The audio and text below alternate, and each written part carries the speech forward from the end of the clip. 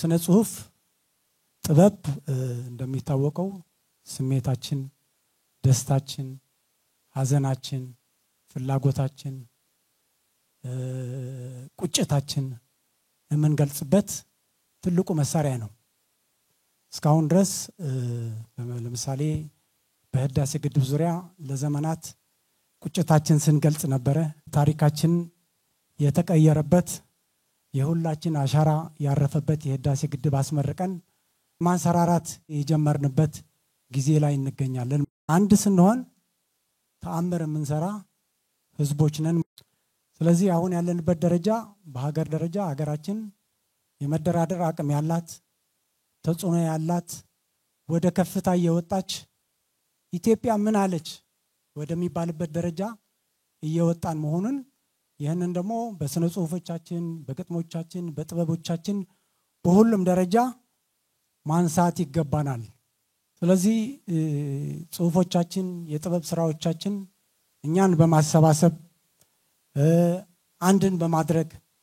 ብሔራዊ ገጽታን በመገንባት ለሀገር ልማት ለሀገር ሰላም መስራት ይገባናል በዚህም ማርገን ብሔራዊ ገዢ ትርክት በመገንባት ሀገራችንን ወደ ልማት ወደ ታሰበው የብልጽግና ጉዞ ማሻገር ከሁላችን ይተበቃል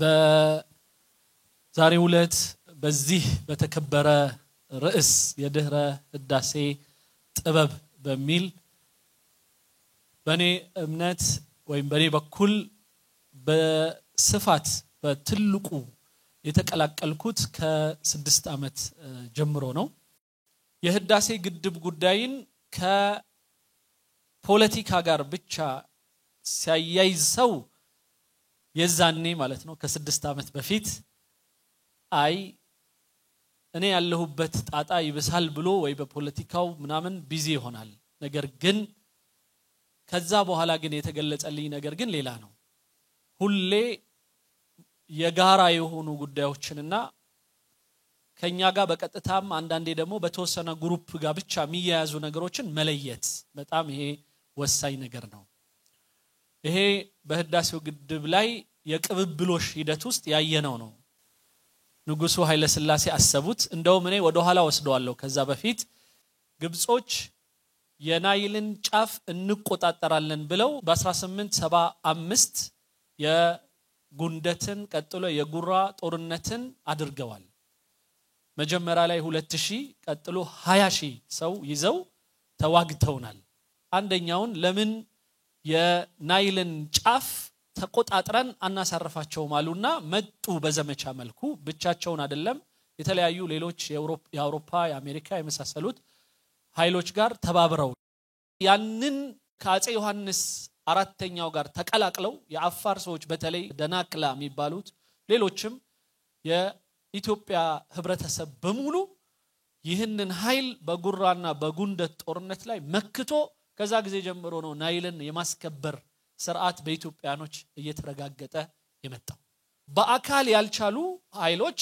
ይህን የስግብግብ ፉክክር ወደ ምን አመጡት ከዛ በኋላ ወደ ሲስተማቲክ አረጉት ስለዚህ ችግራችን የሚሆነው ከማን ጋር ነው ስንል ከኢሊቱ ጋር እና እኛ ላይ ሸር ከሚሸርበው አካል ጋርና ያንን ሸር በመጠኑ በሚገባው መልክ በመከት ነው ሚዲያ የሚፈልገውን ሚዲያ ጦር የሚፈልገውን ጦር ሌላ ሲስተም ይፈልገውን እንደዛው ከዛ ውስጥ ጥበብ ነው ዛሬ ጥበብ ስላነሳችሁ ስለ ጥበብ ትንሽ ላውራ የግብጹ የናይልን በህብረተሰቡ ልብ ውስጥ የመክተት ጥበብ የሚጀምረው ከአንቀልባ ነው ግብጾች ህፃን ልጆቻቸውን ሴቶቹ እያጠቡ እኛ ሀገር ሹሩሩሩ ምንለው አለ አይደል ልጆችን ስናባብል ከዛ አይዞ ልጁ ደግሞ እናትህ ትመጣለች ወተቱን በጉያ ምናምን አጃውን ባህያ ምናምን ይላሉ እናቶቻችን እንዲህ ያረጉ አይደል በዚህ የማባበል ሂደት ውስጥ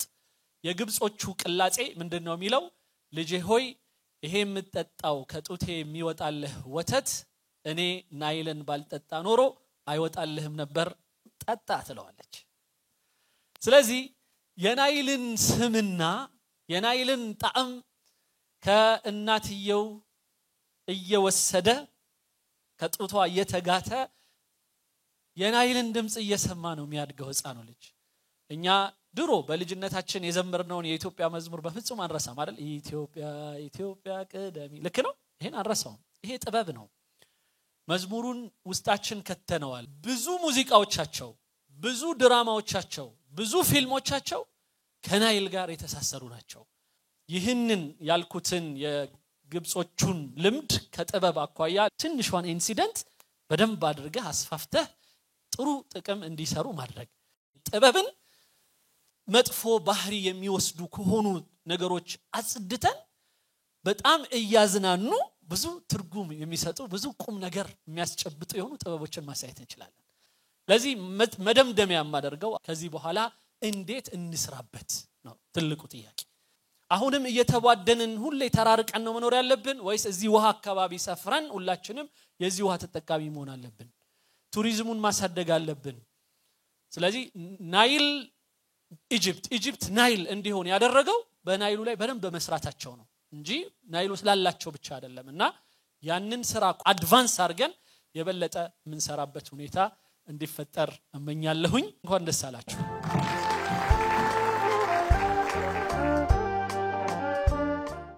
የግጥሜ ርዕስ በድንጋይ አትመኩ ማለት ምን ማለት ነው? በድንጋይ አትመኩ ማለት ምን ማለት ነው? ሁሉም ድንጋይ አይደለም። በሰዋዊነት ሲመነዘር ከሰው የሚሻል ድንጋይ አለ፣ ከድንጋይ እንደሚሻል የሰው ዘር። አዋላጅ ሲገኝ ድንጋይ ትብታለው 3000 ዘመንን የሚያስር። በለስ ሲጠርበው ድንጋይ መክሊት አለው የሀገርን ህዳሴ የሚያበስር። ወላይታን ከትግራይ የሚያዋቅር፣ አማራን ከኦሮሞ የሚያፋቅር። ጠያቂ ሲኖር ድንጋይ ዕውቀት ነው በመላው ሀገር የሚስተጋባ። አዋቂ ካየው ድንጋይ እምነት ነው ሁሉንም አማኝ የሚያተባ። ሙስሊም ከክርስቲያን የሚያጋባ፣ በቅዱስ ሳይንስ የሚያግባባ። ጠቢብ ሲያየው ድንጋይ ብርሃን ነው የሀገርን ጨለማ የሚያበራ። መራሄ ሲገኝ ድንጋይ ፈራለው ሀገርን ወደፊት የሚገራ። አፋርን ከቀይ ባህር የሚያጋራ፣ ሶማሌን ከሐረሪ የሚያዋራ፣ ደቡብን ከጋምቤላ የሚያዳራ። ተርጁማን ሲገኝ ድንጋይ ቋንቋ አለው አፍሪካን ባንድ የሚያናግር። እንኳንስ ለአቢሲኒያው ውላጅ ኩሽን ከሴማዊ ለሚማግር የትውልድ ሁሉ ልሳን ነው እንደ አማርኛችን ቀይ ጥግር። ካልክማ ድንጋዩ እንጀራ ነው ሀገርን አስምቶ ለሚጋግር። ስለዚህ ወዳጄ እኔ እንደተማርኩት ከወላጄ በድንጋይ የሚመካ ሰው ነው ያውን ብልህ አእምሮ የታደለ። ግዑዝ አለትን ጠርቦ ድንጋይነትን የገደለ። ከሙት ድንጋይ ላይ ሕይወት የዘራ ሕያው ቅሪቱን ያኖረ። እንደ አክሱማዊ ምንጅላቴ አለትን በጥበብ ያነጠረ። ሀገርን ካለት የፈጠረ። ሀገርን በድንጋይ ባይመካ ከድንጋይ ህላዌን ያስቆጠረ። የንጉሥ ራማይ ሐውልት ሳለ የተሟሸ ታሪኩን ያኖረ። ሰዋዊነትን ከድንጋይ ውስጥ በጥበብ ጨምቆ የቀመረ። የባዜን መቃብር የታየ የዘመን መንፈስ እንዳረገዘ። ካሌብ የቀረጸው የድንጋይ ጣሪያ ዛሬም እኛን እያፈዘዘ። በድንጋይ አትመካ ማለት ምን ማለት ነው? አንተ የመንፈስ ድሃ የአእምሮ መቅን አይድረቅ እንደ ጠባብ የኩሬ ውሃ። ያልገባህን ታሪክ ሁሉ ከንቱ ወንጀለ ከምንገረጣ። የእናታችንን ሰንደቅ አርማ ከሐውልቷ አናት ላይ ሳናወጣ። የጦቢያን ድንበር የምንኩልበት ቁራጭ አለት እንዳናጣ። ድህረ ህዳሴያችን ይሰመር ስልጣኔያችንም ይምጣ።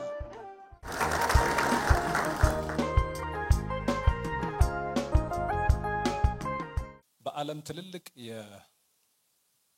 የታሪክም የነገረ ዕውቀትም እንቅስቃሴ ውስጥ ትልልቅ የሰው ልጅ አቅጣጫ የቀየሩ ትልልቅ ሁነቶች አሉ። አንደኛው ካልቸራል ተርን የሚባለው፣ ሁለተኛውና ትልቁ ዋናው ሊንጉስቲክ ተርን የሚባለው የሰው ልጅ ስለ ቋንቋ ያለው ግንዛቤና ፍልስፍና በጣም የተቀየረበት። ቋንቋ ስንል ኪነ ጥበብ፣ ስነ ጥበብ ሁሉ ነገር ማለታችን ነው። ይሄ የሰው ልጅ የሚሰራበት ከፍተኛው ጉልበትና ኃይል ስለሆነ ያ ትልቁ ተርን የሰው ልጅ እዚህ ያደረሰው ትልቁ ተርን ሊንጉስቲክ ተርን ነው የሚባለው።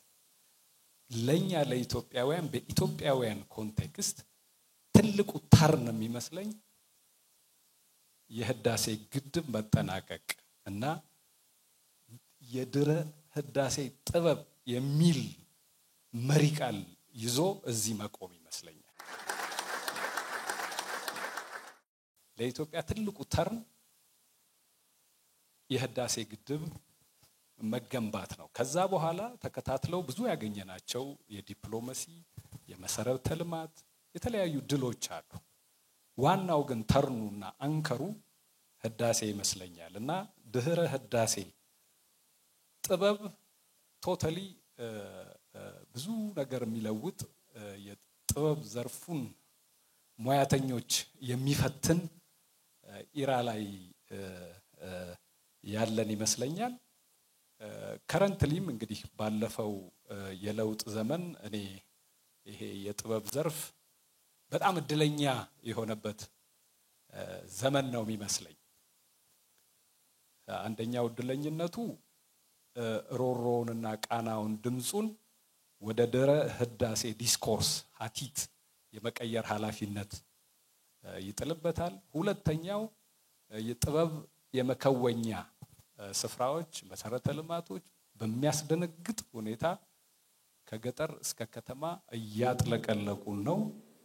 የጥበቡ ማህበረሰብ እነዚህን ስፍራዎች የማነቃቃት አክቲቭ የማድረግ ለሰባዊ ልማት ለሀገር ጥቅም እንዲሆኑ ለማስቻል ከፍተኛ ፈተና በጥበቡ ማህበረሰብ ላይ የተጋረጠበት ጊዜ ይመስለኛል። ተርን ነው። ይሄም ትልቁ የሀገራችን የእጥፋት ጊዜ ይመስለኛል። ከዚህኛው ሐሳብ ጋር በጣም ሪሌት ያደርጋል።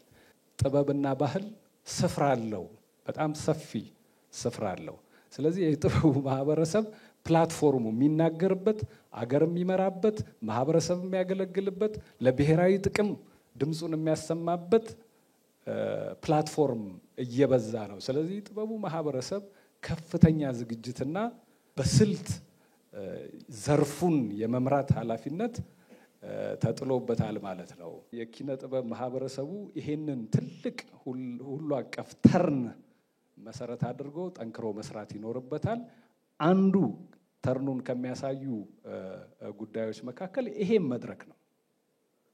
ይሄም ለጥበቡ ማህበረሰብ የተከፈተ ትልቅ መድረክ ነውና የጥበብ ማህበረሰቡ በርትቶ እንዲሰራ አደራ ላለሁ።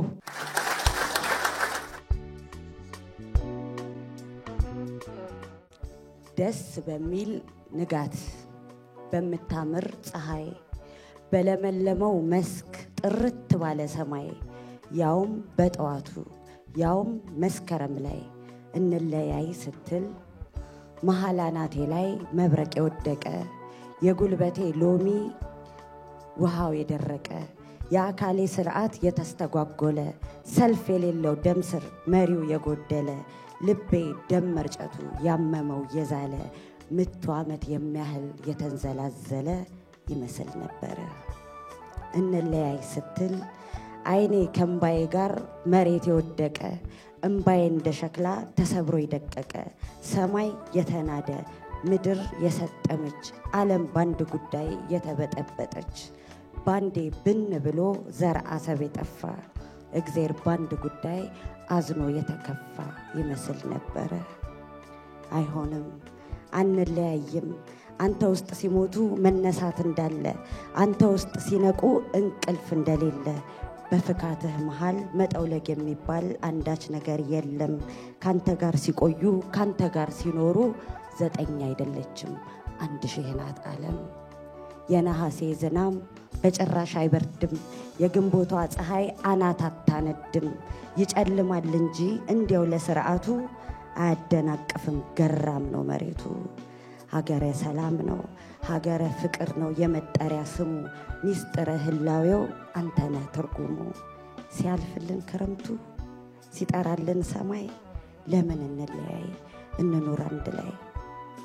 አበባየሁ የሚል የኮረዶች መዝሙር 60-70 ጊዜ እየሰሙ ማክበር በኖሩበት ቀዬ ሸምግሎ መከበር በፍቅራችን ቁመት ዘላለም መዘከር በመዋደድ ሰንደቅ ከፍ ብሎ መብቀል የጠላትን መንፈስ ዝቅ አርጎ መበቀል እንዲህ እንዲሆን ነው የዘውትር ምኞቴ። ይሄ ነው የለሆሳስ የክት ጸሎቴ። አብረኸኝ እንድትሆን እስከ ዕድሜ ልኬ ቢገልጡኝ ቢገልጡ የዕድሜ ልክ ታሪከ የዕድሜ ልክ ታሪኬ። መልኬ ዕድሜ ሲይዘው ጠጉሬ ሲነጣ ሚዝ ምጨብጠው የማደርገው ሳጣ እንድትደግፈኝ እንድደግፍህ ነው ዘላለም አንድ ላይ እንኑር የምለው። የልጆቼ አባት ሁን ምሳሌ ሆናቸው ሲያዝኑ ሲተክዙ አቅፈህ አባብላቸው። ውብ ልጆች ይኑሩኝ አንተን የመሰሉ ደምህን ይጋሩ በወዝህ ይኳዱ።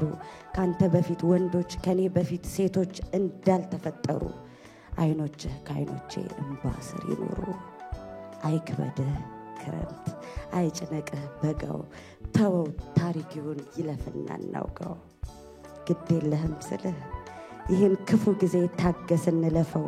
ጥቁሩን ደመና ጠርገን እንክፈፈው። ጊዜ የትም ይድረስ ሕያጅ ነው በፍጥረቱ።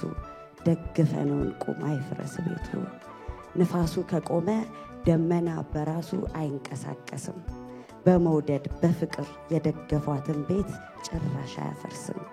ደመናው ሲከላ አደይ ትበቅላለች። በአዲስ ምሳሌ ፀሐይ ትወጣለች።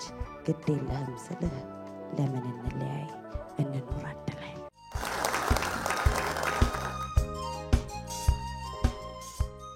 ከዚህኛው ርዕሰ ጉዳይ ጋር በተገናኘ ሁለት የኢትዮጵያውያን ሊቃውንት አባባልን ብቻ ነው የምናገረው፣ ብዙ አላበዛም።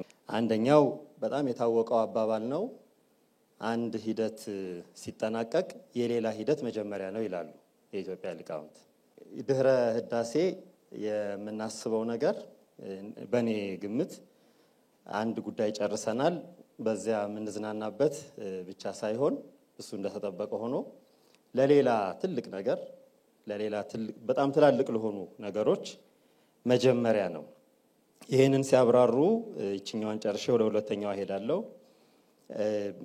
አንድ ነገር ለመፈጸም ስንጥር የምናወጣው ጉልበት፣ የምናወጣው ዕውቀት፣ የምናፈሰው ሀብት ያ ሁሉ ለዚያኛው ለቀጣዩ የተጨመቀ ብርታት ነው የሚሆነው። ግድብ እንዲገደብ ብዙ ዜማዎች፣ ተረቶችም፣ ፉከራዎችም፣ ቅኔዎችም ብዙ ነገሮች አልፈዋል። ያ ሆኖ ግን ግድብ ተገደበ፣ ግድቡ ተጠናቀቀ። አሁን ደግሞ ግድቡ ላይ ሆነን ደግሞ ሌሎች ነገሮች ማሰብ ያስፈልገናል ማለት ነው። ያ ሁሉ ክምር፣ ያ ሁሉ ጥርቅም፣ ያ ሁሉ ድርብ ሀብት ወደ ተጨማሪ ሌሎች ነገሮች እንዲሄድ ማለት ነው። ለዚህ መሸጋገሪያ የሚሆነኝ ሁለተኛው የኢትዮጵያ ሊቃውንት አባባል ነው። ይችን ይላሉ፣ ሐሳብ ሲገደብ ዕውቀት ይሆናል። ሐሳብ ሲገደብ ዕውቀት ይሆናል። እሱ ዓለምን ወይም የሰው ልጅ ይጠቅማል። ውሃ ሲገደብ እርጥበት እና ወዝ ለመሬት ወዝ ይሆናል ይላሉ። እና ይሄን ይመስለኛል ለረጅም ዘመን ኢትዮጵያውያን ስለ አባይ መገደብ ብዙ ነገር ያወሩት። አሁን እዚያ ላይ ነን። የተገደበ ዕውቀት፣ በጣም የታመቀ ዕውቀት፣ የተገደበ ወዝ ሆኗልና ይሄ ግድብ ዕውቀት ነው። ይሄ ግድብ ውበት ነው። ይሄ ግድብ ሐሳብ ነው። ረቂቅ ጥበብ ነው። ምርትም ነው። ራሱን ችሎ ምርት ነው። አሁን ስላሳ ስለምን ስናስብ አሁን እንደው በየሙያ ዘርፉ ብናስብ ራሱ ግድቡ ምርት ሆኖ እናገኘዋለን። ለኛ በተለይ በወንድሞቻችን በጥበብ ባለሙያዎች ዘንድ ዝም ብሎ ስታስቡት ዝም ብሎ ስታዩት አዲስ ስዕል ነው። ለአርቲስት ለስዕል ሰዓሊ በቃ አዲስ ስዕል ነው። አዲስ ቀለም ነው። ለየት ያለ ቀለም ምናልባት እስካሁን አይተናቸው የማናውቃቸው ቅርጾች፣ ስታይሎች ምኖች የያዘ አዲስ ስዕል፣ አዲስ ድምፅ ነው። አዲስ የሆነ ውበት ነው እና ይሄ ልዩ የሆነ ነገር ልንሰራበት የሚገባ ነው። ግብጽ በተለያየ መንገድ እንዲሁ በሃይማኖትም በስነ ጥበብም በሌላ መንገድ ስንሄድ በናይል ያልሰሩት ነገር የለም። በናይል ያላቋቋሙት ነገር የለም። እንደው ኪዮስክና ይሄ ሱቅ በደረቴ ሁሉ ሳይቀር በናይል አለ። ምንም የሌለ የናይል ሽቱ የናይል ምንም የሌለ ነገር የለም። ስለዚህ የትኛውም ዓለም ላይ ናይል ሲባል የሚታሰበው ግብጽ ነው። እንግዲህ የናይል ተጠቃሚ እኮ ከናይል በላይኛው ተፋሰስ በጣም ብዙ ነገር አለ። ግብጽ፣ ኑቢያ አለ፣ መሮ ያለ፣ ሱዳን አለ። እንግዲህ ከጥንት ታሪክ ጀምረን ስንመጣ እነ ፑንት እና ኔፓታ እነዚህ ሁሉ በጣም ብዙ አሉ። ኢትዮጵያን ጨምሮ እንግዲህ እስከታች እስከ ቪክቶሪያ ድረስ ብዙ ነገር ነው ያለው። ግን ማንም ትዝ አይለውም። ሌላው ይቅርና ኢጅፕት የናይል ስጦታ ነች የሚለውን እንኳን ሐሳብ የጻፉት እነሱ አይደሉም። የነሱ ተጽዕኖ የግሪክ ጸሐፊዎችን ተጽዕኖ ፈጥሮ ነው ያን እንዲናገሩ ያደረገው። ይሄ ከኛ አሁን አንድ ነገር እንድናስብ ያደርገናል። አሁን በአባይ አንድ ግድብ ነው የሰራ ነው። ስለዚህ ከዚህ በላይ ብዙ ነገር መስራት አለብን። ብዙ ጥበብ፣ ብዙ ስዕል፣ ብዙ ግጥም፣ ብዙ ቅኔ፣ ብዙ ዜማ፣ ብዙ ድራማ፣ በጣም ብዙ ተቋማት እነሱ ለምሳሌ መሐመድ አሊ በፓሻ የቱርክ መንግስት 1805 ላይ ሲመሰርቱ የህገ መንግስታቸው የመንግስት ፖሊሲያቸው አካል ነው ያደረጉት ናይልን። የፖሊሲያቸው አካል የመንግስት አስተዋጽኦ ወይም የመንግስት ኃላፊነት አባይን መጠበቅ፣ አባይን ከምንጩ መቆጣጠር፣ የአባይን አስተሳሰብ በሙሉ አባይ ላይ የሚኖረውን ማህበረሰብ በሙሉ አንድ ላይ ጠቅልሎ መግዛት። ይሄ ህገ መንግስታዊ አቅጣጫ አድርገው ነበር የያዙት። አልተሳካም። በአፄ ቴዎድሮስ ጊዜ፣ በአፄ ዮሐንስ፣ በአፄ ምኒልክ በሁሉ ሞክረዋል። ያ አልሆነም። ስለዚህ ይሄ መጨረሻ ላይ ያደረግነው አሁን የተሰራው ግድብ አስተሳሰብን ብቻ አይደለም፣ ትርክትን ብቻ አይደለም፣ ኮንስቲቱሽኑን ቀይሯል። የሰዎችን ስለ አባይ ያላቸውን አመለካከት ወይም የኔ ብቻ የሚለውን የባለቤትነት ሐሳብ ሁሉ ቀይሯል። ይሄን ይዘን ብዙ ይጠበቅብናል። ከዚህ ተነስተን ምን ልናደርግ ይገባል የሚለውን ቁጭ ብለን በጥበብ ሐሳቤ ጥበብ የሰው ልብ ሰርስሮ የሰውን አይምሮ አብርቶ አንደበት ከፍቶ እጅን አስልቶ ስራ መስራት የሚችል ነገር ነው። ፖሊሲ ያስቀይራል፣ ሐሳብን ያደረጃል። ለምንናገረው ለቃላቶቻችን ሁሉ ውበት የመስጠት ባህሪ ያለው ያን ተጠቅመን አባይን የኛ ቀጣዩ ትውልድ አሁን የደረሰበትን መሰረት አድርጎ አሁን የደረሰበትን ጉልበት አድርጎ ስራ መስራት አለብን። ይህን ትልቅ ስኬት በጋራ እንድናጣጥም በጋራ እንድንዘምርበት ፈጣሪ ይርዳን እላለሁ። እንኳን ከአባይ ዘመነ ወቀሳ ወደ ዘመነ ሙገሳ አሸጋገረን። ከዚህ በኋላ እንወቅሰውም። ግዮን ሆይ አግሳ፣ አባይ መንገደኛው ወዴት ትሄዳለህ? እናትህን ኢትዮጵያን ለማን ትተዋለህ? እያለ ዜመኛው ባራራይ በርክርክ ያንቆረቆረልህ። በአዲስ ዓመት ብስራቱ ሰመረ፣ ግዮን አገሳ፣ አባይ ተሞሸረ።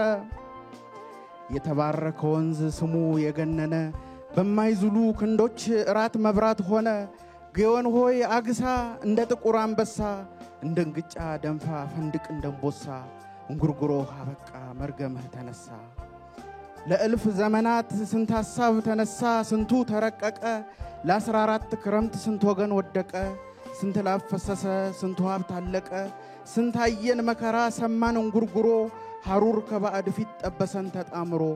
አሰናካዮቹ ወደ ታች ወረዱ በላይ አንጋጠጡ፣ በጉልበት በቁጣ ቆመው አፈጠጡ። በብልጠት በለቅሶ በእጃዙርም መጡ፣ በመረጡት ሁሉ እውነት የለምና በመጡበት ወጡ። ግዮን ሆይ አግሳ እንደ ጥቁር አንበሳ፣ እንደ እንግጫ ደንፋ ፈንድቅ እንደንቦሳ። እንጉርጉሮ አበቃ መርገምህም ተነሳ። ሰከላ ተወልደህ ጉባ ላይ ያደግከው 800 ምዕራፍ ቤትህን የዞርኸው በ1450 አንድ የስልክ ጥሪ ትባል የነበረ የሰው ቤተ ሰሪ የሰው አኗኗሪ አባይ ስመብዙ ፈለገ አብይ የፈውስ ወንዝ ግዮን ጊዮን አባዊ ከገነት የሚመዘዝ ፈፋ ቆላውን አቋርጦ ጉድጓድ ሸለቆ ሰንጥቆ በበረሃ የሚጮህ በፋፋቴ ድምጽ ደምቆ ግዮን ወቶት ሆኖ ገነትን ካጠጣት የግዮን መነሻ ኢትዮጵያ ምንድናት? ቢልም ባለቅኔው መፍቻለው ብልሃት የጥበብ መፍለቂያ የምስጥራት መገኛ ሀገር ማለት ኢትዮጵያ ምድረ ቀደምት የኛ የሀገር ልጅ የማርጅ አባይ ልጅ ሳቢሳ በጥቅሻ ተጠርቶ የስንፍናን መግነዝ በጥሶ ተነሳ። ምስጋና ለእናንተ ለአባይ ወንዝ ልጆች የሙላቱን ብስራት ላሰማችሁ ጀግኖች። ግዮን ሆይ አግሳ እንደ ጥቁር አንበሳ፣ እንደ ግጫ ደንፋ ፈንድቅ እንደንቦሳ። እንጉርጉሮ አበቃ መርገምህም ተነሳ። ጃን ሆይ ዘክረው ጉልበት ቢከዳቸው ወረት ቢጎድል ወረታቸው ቢጎድል ጥሪትም ቢያጥራቸው በትውልድ ይገባ የሚል ጦማር ጻፉ አደራ ፈርመው። እኛም ትውልድ ነን የአባት ቃል አክባሪ የዘመናት ቁጭት መርገምን ሰባሪ መንገድ የሳተውን በመስመሩ መሪ ራእይ ፈጻሚዎች ትልም ተላሚዎች ትምርት የምናቆም ጡብም ደርዳሪዎች ወረት ሰብሳቢዎች ጥሪት ቋጣሪዎች የአባት ህልም ፈተን ለልጅ የምናወርስ በዘመን ሐዲድ ላይ የልብ የምናደርስ ተደግፈን ያለምን በአበው መከዳ ስብራት ጠጋኝ ነን የምንፍቅዳ። ግዮን ሆይ አግሳ እንደ ጥቁር አንበሳ ፈንድቅ እንደምቦሳ ጉርጉሮ ሀበቃ መርገምህ ተነሳ የተሰበረው ስማችን በአደባባይ ተጠገነ የጎደፈው ክብራችን በዓለም ላይ ገነነ ወድቀን ተነስተናል ጀምረን ጨርሰናል ከእንግዲህ ለመብረር የቱ ያቆመናል አባይ ዘረብዙ አባይ ስመብዙ ተበጣጥሶ ወድቋል ሴራና መዘዙ ግዮን ሆይ አግሳ እንደ ጥቁር አንበሳ የሀገሬ ልጆች የሀገሬ አፍላጋት በሉ ተደሰቱ የጠፋው ልጅ አባይ ተመልሷል ቤቱ አዲስ ልብስ አልብሱት አብሉት ከሙክቱ ቀለበት አርጉለት በጌጠኛ ጣቱ ከሰው ቤት እንጀራ ከተሞናሞነው የእናት ቤት ይሻላል የዋለ ያደረው የሚል ዜማ ሰምቶ አባይ ልብ ገዛ ገብርኄር ተባለ ፊቱ በጠል ወዛ ከእንግዲህ እናትክን አገልግል ተነሳ በበጎ ፈቃድህ ጎረቤት አትርሳ ግዮን ሆይ አግሳ እንደ ጥቁር አንበሳ አክሱም ላሊበላ ጎንደር ጀጎል ጥያ የተጋድሎ ትምርት ከአባይ ላይ ደረሰ ሐረግ ማስቀጠያ የድል ታሪክ ብስራት በዓለም መታያ ዳግማዊ አድዋ የእድገት መብቀያ የአደባባይ ኩራት ጠላት መበቀያ የእውነት ምስክር ሐቅ የኢትዮጵያ እባብ ጊንጥ ሾሁን እየተራመድነ ይቻላል ያልነውን ችለላ ሳየነ ጉባ ብርሃን ፈነጠቀ የትንሣኤ ጎህ ቀደደ አንዱ ብስራት ሰባቱን ብስራት ወለደ በብርቱ ልጆቿ ደምና ደም ላብና ፍቅር በጽኑ ተጓርላቸው ወዝና ክብር እናት ኢትዮጵያ ለዘላለም ትኑር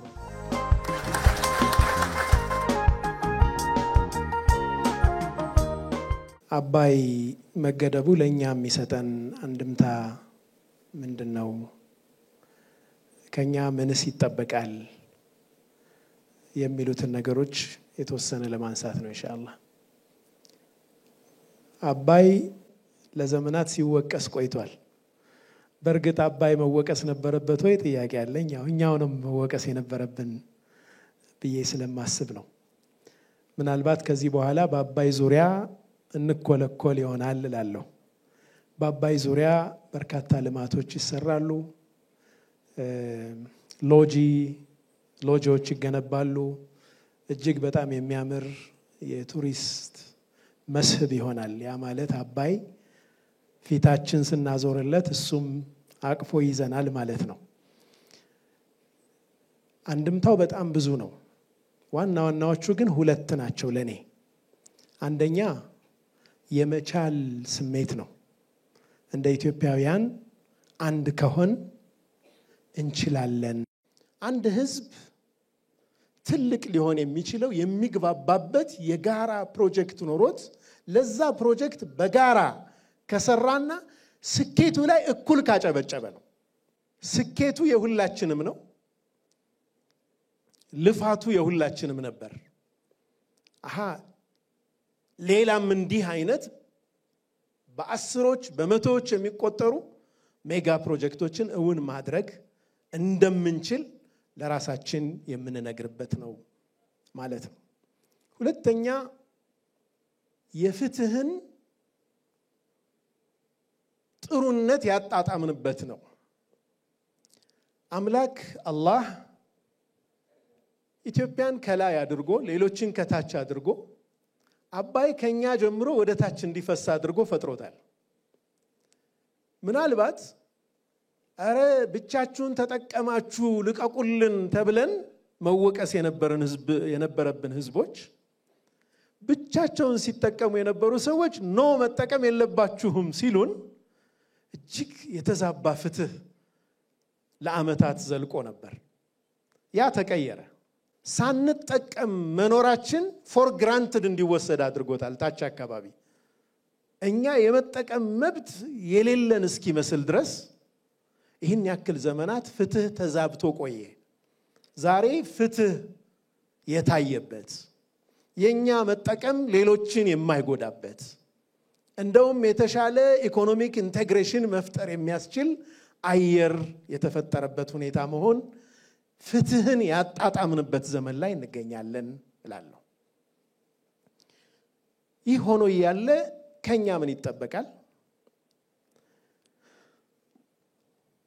ለልማት ለእድገታችን ከድህነት መውጫ ምክንያት ሊሆነን የሚችል መሳሪያ እጃችን ላይ አለ አሁን መነሳት የምንችልበት ቱል እጃችን ላይ አለ ትልቁ ለሀገራት ወሳኝ የሆነው ኤነርጂ ነው ኃይል ለሀገራት እድገት ቁልፍ መሳሪያ ነው። ምናልባት መንኮራኮር ሲበር መጀመሪያ ላይ ከፍተኛ ኃይል ይፈልጋል። ብዙ ኤነርጂ ነው አይደለም የሚለቀው። ከመሬት ስበት ለመውጣት ከፍተኛ ኃይል ይፈልጋል። ከመሬት ስበት ከተወጣ በኋላ ግን ያለ ኤነርጂ ምህዋሩን መዞር ይቻላል። ዛሬ እንደ ኢትዮጵያውያን ይህ ዘመን ኢንሻአላህ በአላህ ፈቃድ ከስበት የምንወጣበት ራሳችንን ወደ ተሻለ ከፍታ የምናደርስበት ጊዜ ነው። በዚህ ጊዜ ውስጥ ከኛ የሚጠበቀው የኔ አዎንታዊ አሻራ ምንድነው ብለን በነፍስ ወከፍ ራሳችንን መጠየቅ ነው። ሁሉም በየሚናው ምን አስተዋጽኦ አለኝ ብሎ ራሱን መጠየቅ ይኖርበታል። ይህንን ማድረግ ከቻል በርግጥም ይህንን ድህረ አባይ ዘመን የተሻለ ማድረግ እንችላለን፣ ያማረ ማድረግ እንችላለን፣ ሀገርንም ወደ ተሻለ ደረጃ እናደርሳታለን እላለሁ።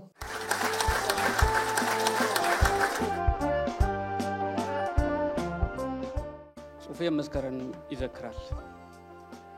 መስከረምና መስከረሞች ስምን መላክ ብቻ ያወጣው ይልቁንም ጋሽ ነጋለት አውጥተውታል። ጎረቤታችን ጋሽ ነጋለት የበኩር ልጁን መስከረም አሏት። ስማቸው ነጋላቸው በመስከረም ነጋለት። እኔ ያለሁ እንጂ የው በነጋ በጠባ በነጋለት ዝይትዝታ ስተዝት ማላችሁ ተገትሪ ለምን ማለት ጥሩ ደብረ ማርቆስ አበማ ማርያም ገርጌ ካምራቾች ሰፈር ካጀቡሽ ጥላ ቤት ራስጌ ዙሪያውን በሰሰል የታጠረ ያቺ መናጢ መስከረም ተወለደች። ገና ከመወለዷ በሰፈሩ በመንደሩ በቀየው ባድባሩ የቅል አበባ የመሰለች ያዛኝቷን ስዕል የመሰለች ተባለ። አፈሩ ይቅለላቸውና ያብማ አቃቢማ ሆይ የሹምነሽ ሳይቀር ከበተስኪያን ሲመለሱ አረግ አፈር ልብላለች እቴ ብለው መጀመሪያ ሳሟት። ቀጥሎ ተመላሽ መክፈልት አቋርሰዋት ሄዱ። እኔ እንደ ግራጫ ቃጭሉ መስገቡ ወፈጥ ድንጋይ ላይ ተጎልቼ ተራዬን ስጠብቅ እማ ሆይ ሆየ ባላየ ሾፍ አድርገው ይተቀነጠሱ። አሁን ይሄ አግላይነት ከአንድ መለክሶ ይጠበቃል። አንዴ ቀድሞ የዶሮ ማነቂያ ጎረምሳ በኔ ቦታ ቢሆን ኑሮ አራይነፋ ማዙካ እንደሚል አልጠራጠርም።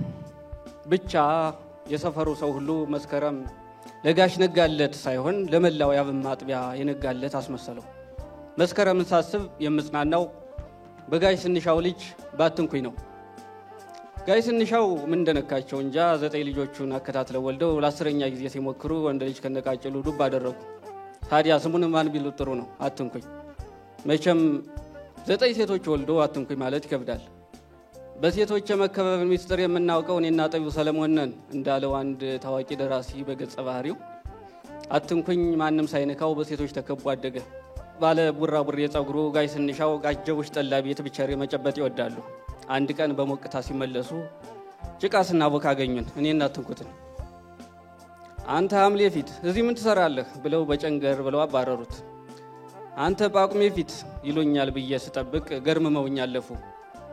ጳጉሜ ፊት ቢሉኝ ደስ ይለኝ ነበር ከመስከረም ጎን ለመቀመጥ። ሲመስለኝ ሀበሾች ወረተኛ ብቻ ሳይሆን ወራተኛም ነን። ከወራት ሁሉ ተመርጦ መስከረም ይዳላለታል። ሀበሻ በባህሉ በትውፊቱ በስለምኑ በስነቃሉ በኪነቃሉ መስከረምን አንግሷል።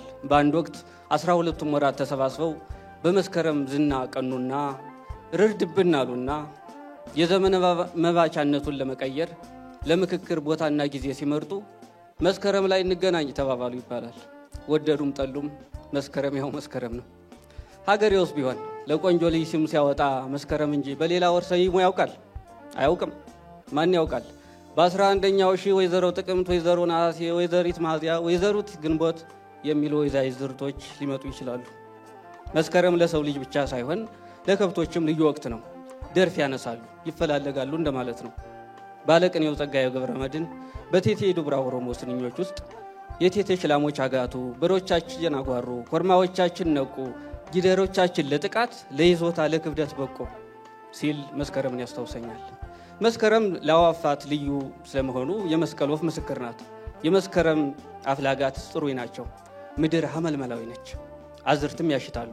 ብቻ መስከረም ማዛው ድባቡ መገሱ ውበቱ ጸዳሉ ለብቻ ነው። ሳሊና ባለቅኔ ገብረ ክርስቶስ ደስታ መስከረምን በሽቱ ማዛህ ለውጠው አመቱን ይታደስ ያረጀው ፍጥረት ሌላ ይሁን ይለዋል። ወዶ አይደለም።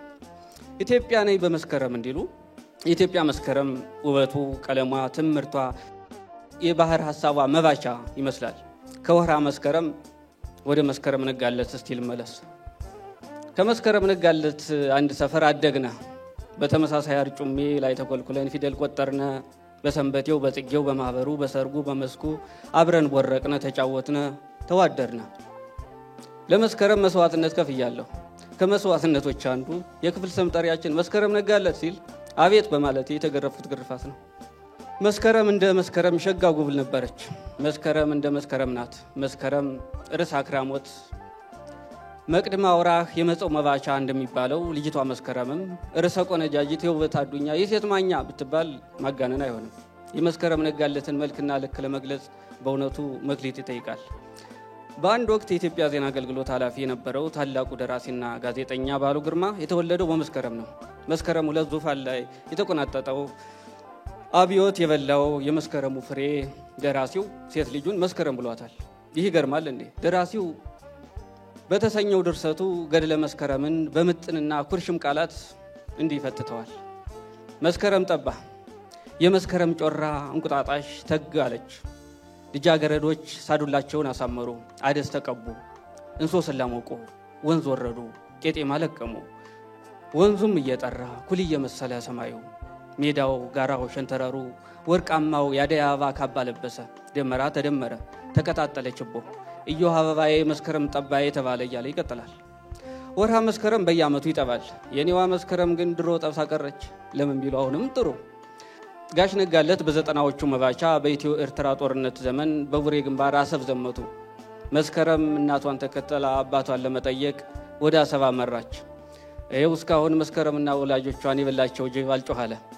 የኔና የኢትዮጵያ መስከረም በአሰብ ሰማይ ስር እንደ ንጋት ጮራ የነጉ እየመሰለኝ ሰባት ትኖራለሁ።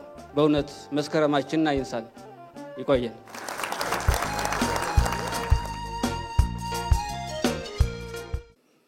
ድህረ ህዳሴን ሳስብ መጀመሪያ መነሳት የምፈልገው ለምን እኛ ኢትዮጵያውያን እንዲሆንን፣ ለምን ድሃ ሆንን፣ ለምን አክሱምን የገነባን አልመሰልንም፣ ለምን ላሊበላን የገነባን አልመሰልንም፣ ለምን የነ ቢላል ሀገር አልመሰልንም እኮ ምን ሆነን የሚለውን ስጠይቅ የኔ መልስ አንድ ነው። አባይን እንዳንገድብ። አባይ የዳር ሀገር ጸጋ ነው። የዳር ሀገር ጸጋ። በነገራችን ላይ ጉባ ማለት ምን ማለት እንደሆነ ታውቃላችሁ? የብርሃን ተራራ ማለት ነው። የወረዳው መጠሪያ በጉምዝኛ የብርሃን ተራራ ማለት ነው። የጉምዝ አባቶች ቀድመው ነው ያዩት።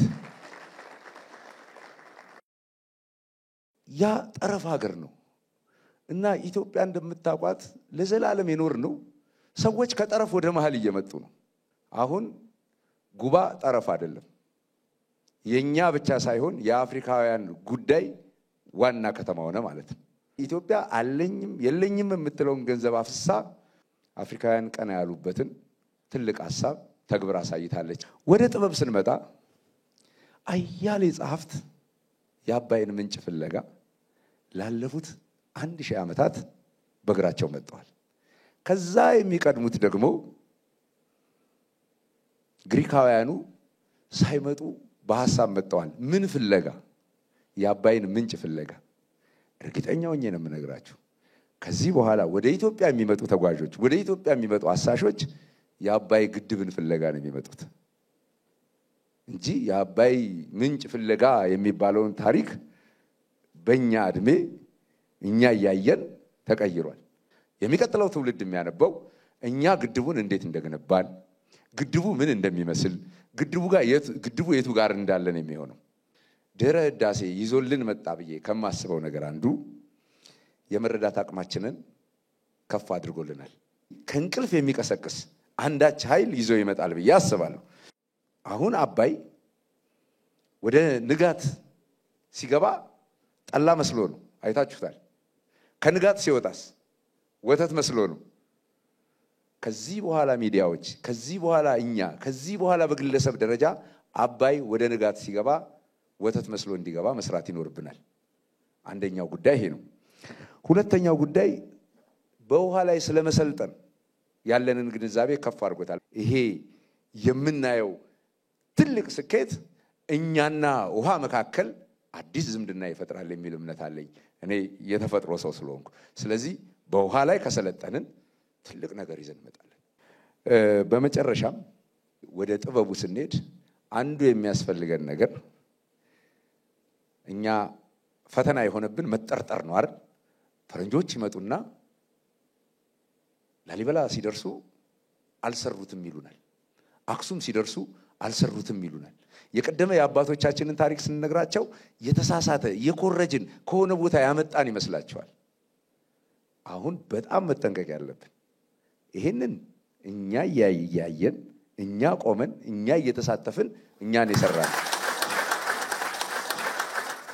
ልጆቻችን እንዳይጠራጠሩ እውነት አባቶቻችን ነበር እንደሄን የሰሩት እንዳይሉ ከዚህ በኋላ የሚዲያው ስራ ይሄንን የሰራ ህዝብና የህዝብ ተክለቁመና እንዲኖረን አድርጎ ማንቃት ከተኛንበት ማስነሳት ነውና ድህረ ህዳሴ በርግጥም ኢትዮጵያውያን ወደ ሌላ ምዕራፍ የምንገባበት እንዲሆን እመኛለሁ።